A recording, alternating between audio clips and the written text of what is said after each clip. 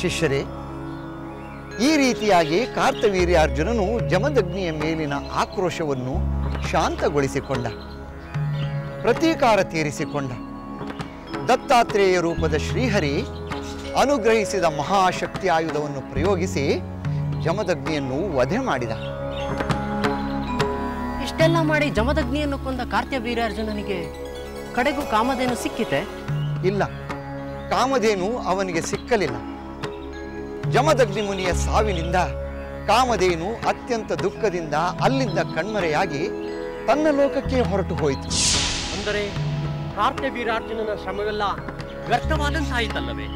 ವ್ಯರ್ಥವಾಗಿದ್ದು ಮಾತ್ರವಲ್ಲದೆ ಮುಂದೆ ನಡೆಯುವ ಅನರ್ಥಕ್ಕೂ ಕಾರಣವಾಯಿತು. ಅನರ್ಥಗಳೇ?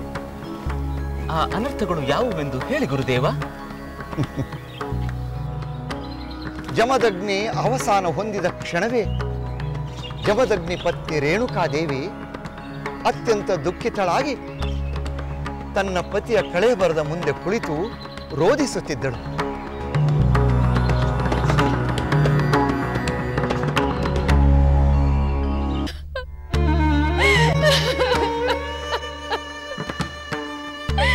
ಸ್ವಾಮಿ, ಸ್ವಾಮಿ,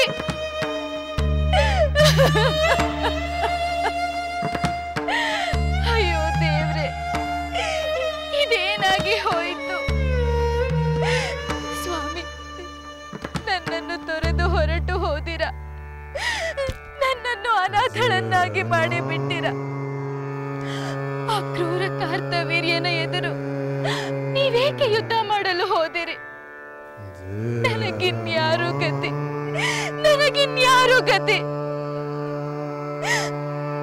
ಇಲ್ಲ, ನೀವಿರದ ಲೋಕದಲ್ಲಿ ನಾನು ಇರುವುದಿಲ್ಲ. ಪತಿ ಇರದ ನಾನು ಬದುಕಲಾರೆ ಸ್ವಾಮಿ, ಬದುಕಲಾರೆ. ನಾನು ನಿಮ್ಮ ಹಿಂದೆಯೇ ಬರುತ್ತೇನೆ. ಮಗನೇ ರಾಮ, ನೀನೆಲ್ಲಿರುವೆ? ಪರಶುರಾಮ, ನೀನೆಲ್ಲಿರುವೆ ಕಂದ?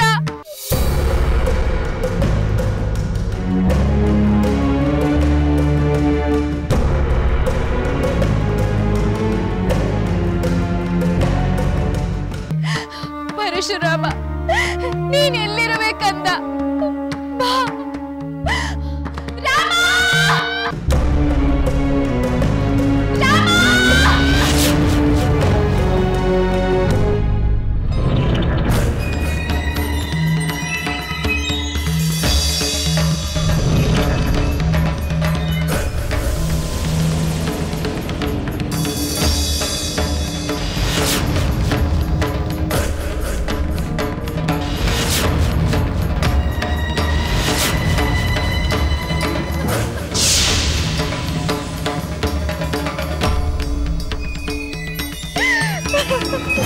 ಮಾತೆ, ಇದೇನಿದು? ನಮ್ಮ ತಂದೆಗೆ ಈ ಕ್ರೂರವಾದ ಸಾವು ಹೇಗೆ ಬಂತು? ಏಕೆ ಬಂತು? ಯಾರಿಂದ ಬಂತು? ಮಗನೇ, ನಿನ್ನ ತಂದೆಯ ಔದಾರ್ಯವೇ ಇವರ ಪಾಲಿನ ಮೃತ್ಯುವಾಗಿ ಹೋಯಿತು. ಹಸಿದು ಬಂದ ಕಾರ್ತವೀರ್ಯ ಮತ್ತು ಅವನ ಅಪಾರ ಸಂಖ್ಯೆಯ ಪರಿವಾರಕ್ಕೆ ನಮ್ಮ ಆಶ್ರಮದ ಕಾಮಧೇನುವಿನ ಸಹಾಯದಿಂದ ಭೋಜನ ನೀಡಿ ಸತ್ಕರಿಸಿದ್ದೇ ತಪ್ಪಾಗಿ ಹೋಯಿತು. ಆ ದುಷ್ಟ ರಾಜ ಕಾಮಧೇನುವನ್ನು ತನಗೆ ಕೊಡಬೇಕೆಂದು ಕೇಳಿದ. ಅದನ್ನು ನಿರಾಕರಿಸಿದ ಕಾರಣಕ್ಕೆ ಯುದ್ಧ ಮಾಡಿದ ಮಗು. ಆ ಯುದ್ಧದಲ್ಲಿ ಮತ್ತೆ ಮತ್ತೆ ಸೋತರು. ಅವನು ಮತ್ತೆ ಮತ್ತೆ ಯುದ್ಧವನ್ನು ಮುಂದುವರಿಸಿದ. ಸಾಕ್ಷಾತ್ ಬ್ರಹ್ಮದೇವನೇ ಬಂದು ಅವನಿಗೆ ಬುದ್ಧಿ ಹೇಳಿದ. ಆಗ ಹಿಂದಿರುಗಿ ಹೋದ ಕಾರ್ತವೀರ ಮತ್ತೆ ಬಂದು ಮಹಾಶಕ್ತ್ಯಾಯುಧದಿಂದ ನಿನ್ನ ತಂದೆಗೆ ಇಂಥ ಸ್ಥಿತಿ ಪ್ರಾಪ್ತವಾಗುವಂತೆ ಮಾಡಿದ. ನನಗೆಷ್ಟು ಸತ್ಯ! ಎಲ್ಲವೋ ಕಾರ್ತವೀರ್ಯಾರ್ಜುನ. ಹಸಿದು ಬಂದ ನಿನಗೆ ಅನ್ನವನ್ನು ನೀಡಿದ ನಮ್ಮ ತಂದೆಯನ್ನು ಅನ್ಯಾಯವಾಗಿ ಕೊಂದ ಪಾಪಿ, ಉಪಕಾರ ಮಾಡಿದ್ದಕ್ಕೆ ಪ್ರತಿಯಾಗಿ ಪ್ರಾಣವನ್ನು ತೆಗೆದ ನೀಚ, ಸುಮ್ಮನೆ ಬಿಡುವುದಿಲ್ಲ. ನಿನ್ನ ಈ ಕ್ರೂರ ಅಪರಾಧಕ್ಕೆ ನಿನ್ನನ್ನು ಸುಮ್ಮನೆ ಬಿಡುವುದಿಲ್ಲ. ಬೇಡ ಮಗನೇ, ಬೇಡ. ನಿನ್ನ ಆವೇಶ ಆಕ್ರೋಶವನ್ನು ಬಿಡು. ನನ್ನ ಮಾತನ್ನು ಕೇಳು. ನೀನು ನನಗೆ ಪ್ರಾಣಕ್ಕಿಂತನೂ ಪ್ರಿಯನಾದವನು. ನನ್ನ ಮಾತನ್ನು ಕೇಳು ಮಗು. ನಾನು ನನ್ನ ಪತಿಯನ್ನು ಅನುಸರಿಸುತ್ತೇನೆ. ನಮ್ಮ ಉತ್ತರ ಕ್ರಿಯೆಯನ್ನು ಮಾಡಿ ಮುಗಿಸಿದ ಮೇಲೆ ಯುದ್ಧದ ಆಲೋಚನೆಯನ್ನು ಬಿಟ್ಟು ತಪಸ್ಸಿನಲ್ಲಿ ನಿರತನಾಗು. ಆ ಕ್ಷತ್ರಿಯರು ಮಹಾಕ್ರೂರಿಗಳು, ನಿರ್ದಯರು. ಅವರೊಡನೆ ಯುದ್ಧ ಮಾಡುವ ಆತುರ ಬೇಡ ಮಗು. ಮಾತೆ, ನನ್ನನ್ನು ಕ್ಷಮಿಸು. ತಂದೆಯ ಈ ದಾರುಣವಾದ ಸಾವಿನಿಂದ ನನ್ನ ಎದೆಯಲ್ಲಿ ಧಗಧಗನೆ ಉರಿಯುತ್ತಿರುವ ಕ್ರೋಧಾಗ್ನಿ ಶಾಂತವಾಗಬೇಕಾದರೆ ಗರ್ಭಿಷ್ಠರಾದ ದುಷ್ಟರಾದ ಕ್ಷತ್ರಿಯ ಸಂಹಾರವಾಗಲೇಬೇಕು. ಅದು ನನ್ನಿಂದಲೇ ಆಗಬೇಕು. ಬೇಡ ಪರಶುರಾಮ. ಆ ಕ್ಷತ್ರಿಯರಿಂದ ನಿನ್ನ ತಂದೆಗಾದ ಅನ್ಯಾಯವೇ ಸಾಕು. ಅಂತ ಆಪತ್ತು ನಿನಗೂ ಬರಬಾರದು ಮಗನೇ. ನನ್ನ ಬಗ್ಗೆ ಚಿಂತಿಸಬೇಡಿ ಮಾತೆ. ನಾನು 21 ಬಾರಿ ಭೂ ಪ್ರದಕ್ಷಿಣೆಯನ್ನು ಮಾಡುತ್ತೇನೆ. ಆ ಕ್ಷತ್ರಿಯರ ಸಂತತಿಯನ್ನೇ ನಿರ್ಮೂಲ ಮಾಡುತ್ತೇನೆ. ಆ ಕಾರ್ತವೀರ್ಯಾರ್ಜುನನನ್ನು ಅನಾಯಾಸವಾಗಿ ಕೊಂದು ಹಾಕುತ್ತೇನೆ. ಕ್ಷತ್ರಿಯ ನೆತ್ತರಿನಿಂದಲೇ ನನ್ನ ಪಿತೃಗಳಿಗೆ ತರ್ಪಣವನ್ನು ನೀಡುತ್ತೇನೆ. ಇದು ಸತ್ಯ, ಸತ್ಯ, ಸತ್ಯ. ಅಶೋಕಂದ, ನೀನೆಂಥ ಪ್ರತಿಜ್ಞೆ ಮಾಡುತ್ತಿರುವೆ? ಇದರಿಂದ ಎಂತ ಅನಾಹುತವಾಗುವುದೆಂದು ನಿನಗೆ ಗೊತ್ತೇ? ಸಮಾಧಾನವನ್ನು ಮಾತು. ನೀನು ಆತಂಕ ಪಡಬೇಕಾದ ಕಾರಣವೇ ಇಲ್ಲ. ತಂದೆಯ ವಧೆ ಮಾಡಿದವನನ್ನು ವಧೆ ಮಾಡದ ಮಗ ಇದ್ದರೇನು ಇಲ್ಲದಿದ್ದರೇನು ಅಂತಹ ಮಗನಿಗೆ ರೌರವ ನರಕ ಪ್ರಾಪ್ತಿಯಾಗುತ್ತದೆ. ನೀ ವಿಷ ಶಸ್ತ್ರಗಳಿಂದ ಕೊಲ್ಲುವವರು, ಹೆಣ್ಣು ಹೊನ್ನು ಮಣ್ಣುಗಳನ್ನ ಅಪಹರಿಸುವವರು, ತಂದೆ ತಾಯಿ ಬಂಧುಗಳನ್ನ ಹಿಂಸಿಸುವವರು, ಉಪಕಾರಕ್ಕೆ ಅಪಕಾರ ಮಾಡುವವರು, ನಿಂದಿಸುವವರು, ಕೆಟ್ಟ ಮಾತುಗಳನ್ನಾಡುವವರು, ಇಂತಹ 11 ಬಗೆಯ ಮಹಾಪಾಪಿಗಳು ವದಾರ್ಹರು.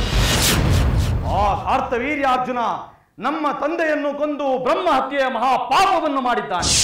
ಅಂತಹವನನ್ನು ಬದುಕಲು ಬಿಡುವುದೇ ಇಲ್ಲ ಮಾತೆ, ಇಲ್ಲ. ಅದು ಎಂದಿಗೂ ಸಾಧ್ಯವಿಲ್ಲ.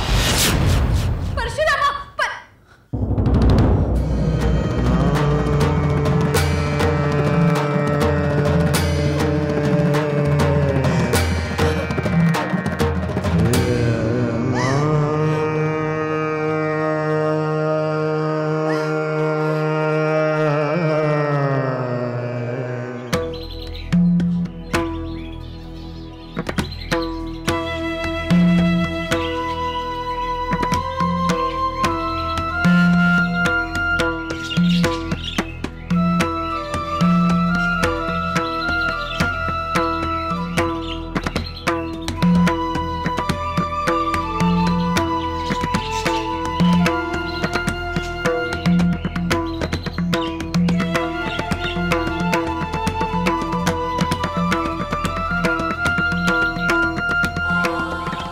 ಶಿಷ್ಯರೇ, ಪರಶುರಾಮ ಅತ್ಯಂತ ದುಃಖದಿಂದ ತನ್ನ ತಂದೆ ತಾಯಿಗಳ ಸಂಸ್ಕಾರವನ್ನು ನೆರವೇರಿಸಿದ.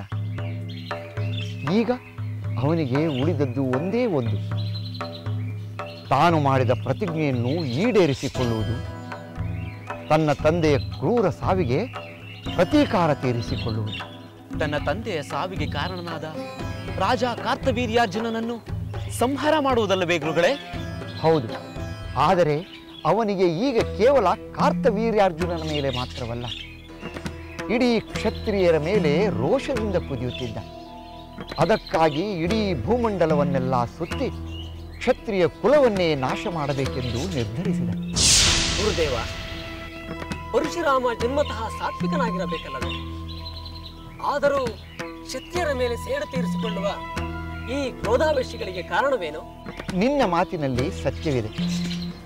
ಬ್ರಾಹ್ಮಣರು ದಾನ, ದಯೆ, ತಪಸ್ಸುಗಳಿಂದ ಬ್ರಹ್ಮಜ್ಞರಾಗಿ ಸಾಮಾನ್ಯವಾಗಿ ಸಾತ್ವಿಕ ಪ್ರವೃತ್ತಿಯನ್ನೇ ಹೊಂದಿರುತ್ತಾರೆ.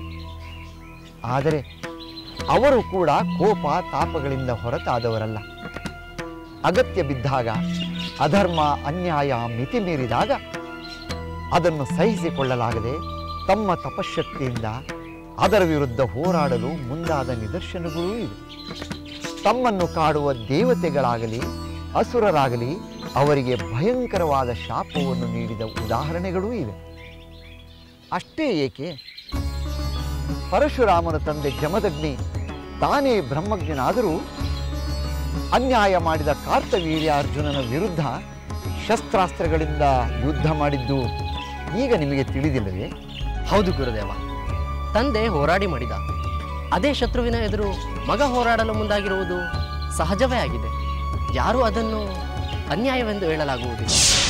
ಅಷ್ಟು ಮಾತ್ರವಲ್ಲ, ನೀವು ಇದರಲ್ಲಿ ಅರ್ಥ ಮಾಡಿಕೊಳ್ಳಬೇಕಾದ ಬೇರೊಂದು ವಿಚಾರವೂ ಇದೆ. ಪರಶುರಾಮ ಕ್ಷತ್ರಿಯರ ವಿರುದ್ಧ ಯುದ್ಧ ಮಾಡುತ್ತಾನೆಂದರೆ ಆ ಕಾಲದ ಎಲ್ಲ ರಾಜರ ವಿರುದ್ಧ ಎಂದು ತಿಳಿಯಬೇಕಾಗಿಲ್ಲ. ಆ ಯುದ್ಧ ಅಹಂಕಾರದ ವಿರುದ್ಧ, ದರ್ಪದ ವಿರುದ್ಧ, ಅಧರ್ಮದ ವಿರುದ್ಧ, ಅನ್ಯಾಯದ ವಿರುದ್ಧ ಎಂದು ತಿಳಿಯಬೇಕು. ಗುರುದೇವ, ಪರಶುರಾಮ ಆ ಕಾರ್ತ್ಯವೀರನನ್ನು ಎದುರಿಸಿದಾಗ ಏನು ಸಂಭವಿಸಿತು? ಅವನಿಗೇನಾದರೂ ತನ್ನ ತಪ್ಪಿನ ಅರಿವಾಗಿ ಪಶ್ಚಾತ್ತಾಪ ಪಟ್ಟನು?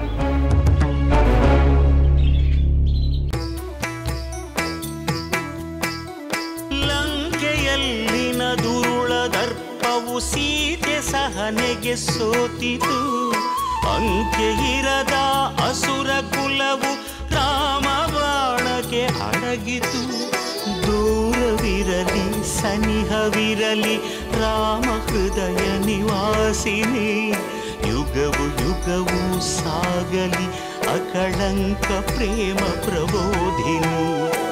ಅಮರ ಗಾಧೆ ಧರಣಿ ಜಾತೆ ಸಾಧ್ವೆ ಸೀತೆ ಸುಚರಿತೆ.